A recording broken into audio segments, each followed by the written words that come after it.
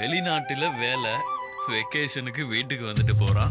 ப்பா, வசதியாதான் பாருக்கான். வாழ்ந்தா இவன மாதிரி வாழணும். இது வெளிநாட்டுல வேலை பார்க்கிற ஒருத்தரை பார்த்து நம்ம எல்லாம் சாதாரணமா பேசிக்கிற ஒரு விஷயம். ஆனா நம்ம கொடுக்கிற இந்த வார்த்தைகள்னால அவங்க உழைப்புல இருக்கிற வலியும் சோகமும் என்னன்னு நமக்கு எப்பவுமே தெரியாது. வேலை நம்ம அந்த இடத்துல இருந்தா தெரிஞ்சுக்க வாய்ப்பு இருக்கு. பெத்தவங்க, கட்டுன பொண்டாட்டி, தான் பெத்த பிள்ளை எல்லாரையும் விட்டுட்டு உலகத்துல எங்கேயோ ஒரு மூலையில இருந்து அண்ணாது மாதிரி வேலை செஞ்சு இந்த தியாகம் எல்லாமே அவனுக்கு நினைக்கிறேன்.